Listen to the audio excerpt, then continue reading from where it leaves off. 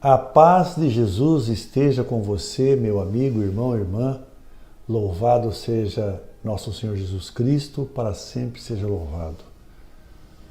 Graças a Deus e só por obra dele mesmo é que estamos aqui mais uma vez novamente para esse momento de reflexão, esse pequeno estudo sobre a palavra de hoje e também algumas informações sobre o santo do dia.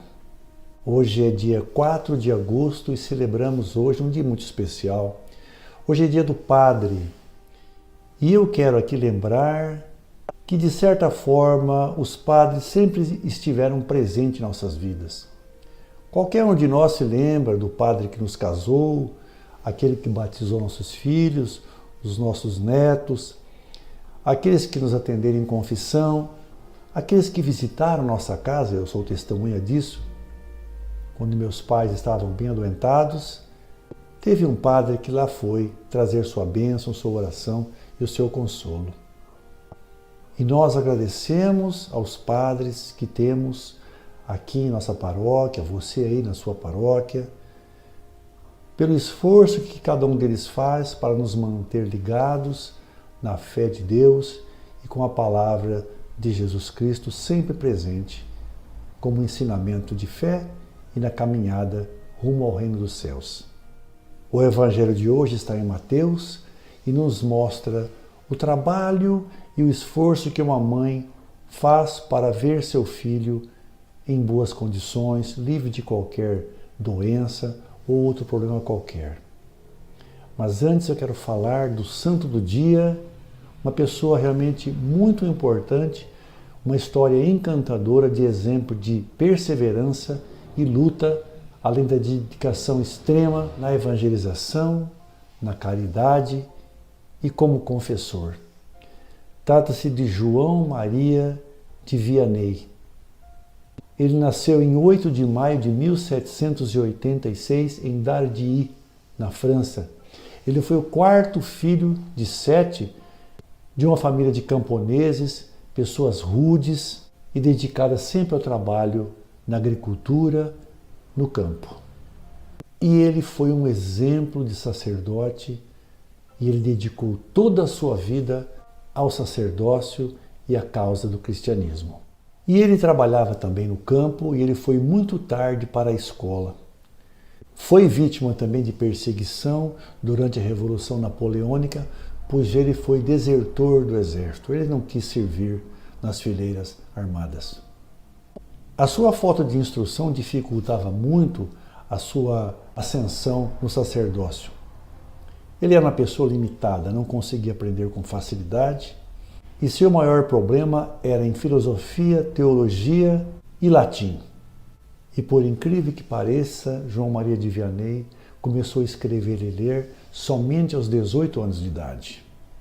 Em 13 de agosto de 1815, ele foi ordenado sacerdote, mas tinha um impedimento.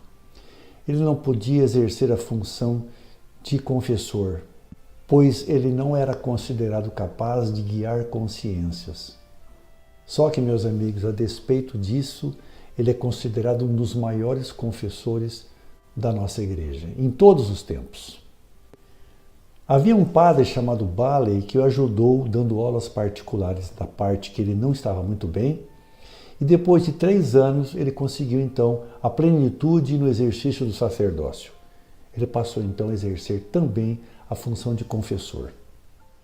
A seguir foi nomeado pároco da cidade de Ars, uma pequena cidade, porém toda a população era pagã e dada a todo e qualquer tipo de pecado. Blasfêmia, jogatina, prostituição, enfim, todas as práticas que eram contrárias ao que prega o cristianismo. Ele achava até que poderia se corromper e se perder lá, mas isso não aconteceu. Ele fez um trabalho dedicado à salvação não só da população de Ars, mas também de pessoas da vizinhança que passaram a buscar pelos seus cuidados. E ele se consumiu por mais de 40 anos nesse trabalho. Além das funções de sacerdote, ele também cuidava de todos os trabalhos domésticos da paróquia. E ele, meus amigos, tornou-se um confessor magnífico. Ele chegava a ficar 18 horas no confessionário apenas se alimentando de pão e batatas, enquanto atendia uma fila interminável de pessoas que buscavam seus cuidados. A sua fama nesse sentido correu à Europa e muitos vinham de longe apenas para se encontrar com ele e contar os seus pecados e pedir a absolvição deles. Ele faleceu fadigado de tanto trabalhar em 4 de agosto de 1859. Foi canonizado pelo Papa Pio XI em 1925, mas muito antes disso ele já era venerado como santo da Igreja. E mais ainda, inúmeras curas foram atribuídas a ele e, além disso, um trabalho de caridade inestimável. Ele era chamado de o cura de Arnas. Muitas peregrinações se dirigiam e até hoje se dirigem até aquela cidade, e em 1835 até uma ferrovia foi construída ligando a cidade próxima de Lyon até Arnes para facilitar a visita de tantos peregrinos. Que São João Maria Vianney rogue por nós e principalmente continue abençoando, inspirando e fortalecendo o trabalho de nossos padres, para que continue na retidão e levando a todos aquilo que realmente Jesus gostaria que fosse entregue.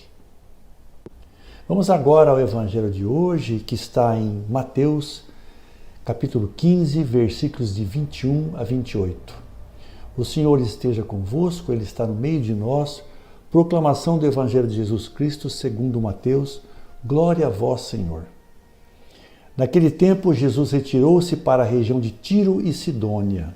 Eis que uma mulher cananeia, vinda daquela região, pôs-se a gritar: Senhor, filho de Davi, tem piedade de mim. Minha filha está cruelmente atormentada por um demônio. Mas Jesus não lhe respondeu palavra alguma. Então seus discípulos aproximaram-se e lhe pediram: manda embora esta mulher, pois ela vem gritando atrás de nós. Jesus respondeu: eu fui enviado somente às ovelhas perdidas da casa de Israel. Mas a mulher, aproximando-se, prostrou-se diante de Jesus e começou a implorar: Senhor, socorre-me. Jesus lhe disse: não fica bem tirar o pão dos filhos para jogá-los aos cachorrinhos? A mulher insistiu: é verdade, Senhor, mas os cachorrinhos também comem as migalhas que caem da mesa de seus donos. Diante disso, Jesus lhe disse: mulher, grande é a tua fé. Seja feito como tu queres. E desde aquele momento sua filha ficou curada. Palavra da salvação, glória a vós, Senhor. Meus caros amigos, irmãos e irmãs, nós temos aqui uma passagem por demais conhecida e nós vamos analisá-la pela seguinte ótica. Toda mãe, quando vê um filho em dificuldade ou doente ou passando por grandes provações, ela não sabe o que faz, ela não mede esforços para que aquele filho recupere a saúde ou se livre daquilo que o está atormentando. A passagem aqui fala de uma mãe, mas também isso se aplica aos pais, aqueles pais que também se preocupam e cuidam com todo o carinho e preocupação de seus filhos. E aquela mãe estava ansiosa, estava preocupada e ela decidiu não medir esforços para ver sua filha curada, assim como se faz hoje as mães e os pais que se preocupam com seus filhos. E no versículo 23 desse evangelho, nós percebemos que Jesus não deu atenção à mulher, mas o olhar de Jesus era cheio de compaixão. Muitas vezes nós percebemos que quando há amor, quando há compaixão, apenas um olhar basta para que as pessoas se conectem e transmitam uma às outras aquilo que se está sentindo. Nós vemos muito isso na conexão que há entre marido e mulher que se amam de verdade, entre os pais e os filhos. Às vezes basta um olhar para transmitir o amor que se tem dentro de si. Mas, meus amigos, muitas vezes a gente acha que Deus nos abandonou. Às vezes temos um problema que parece que o tempo passa e não chega a solução e aquilo nos aflige e a gente chega até a vezes pensar: será que Deus não está vendo tanto que eu estou suplicando? Porém, nós sabemos que Deus opera de maneira simples e sempre no seu próprio tempo, não naquele tempo em que nós queremos e desejamos que fosse. E nós sabemos que sempre os problemas que nos aparecem servem apenas para o nosso crescimento e para que nós possamos cada vez aprofundar muito mais a nossa fé. E esta mulher cananeia, ela não se intimidou e não desanimou perante aquele momento em que ela percebeu que Jesus não dava atenção a ela, pelo menos aparentemente. E nós temos muitas vezes vergonha ou procuramos ocultar problemas pelos quais estamos passando, seja uma doença ou qualquer outra dificuldade. É claro que nós temos que ver para quem nós contamos, para quem abrimos o nosso coração. E aqui nessa passagem nós vemos que realmente a mulher buscou quem deveria buscar. Ela não hesitou em colocar publicamente o seu problema, falando diretamente a Jesus, não se importando com quem ouvisse. Nós também devemos, em nossas dificuldades, procurar pelas pessoas certas que possam ouvir e nos ajudar. Não expor de maneira tola ou vã para qualquer um, mas principalmente expor a Deus, a Jesus, e pedimos que a bênção nos seja concedida. E essa mulher se ajoelhou, se prostrou diante de Jesus e pediu com fé. Não apenas de aparência, como muitas vezes a gente vê acontecer. Ela foi humilde e se entregou totalmente na mão daquele que poderia resolver o problema de sua filha. E no versículo 26, vemos o máximo de humildade em que ela exerceu o seu pedido para Jesus.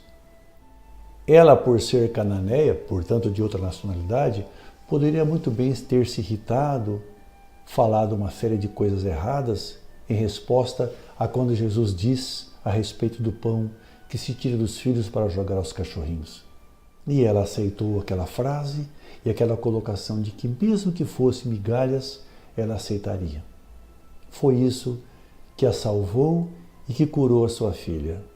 Jesus disse a ela que a filha estava curada pela fé e pela determinação que ela teve no pedido feito a Jesus.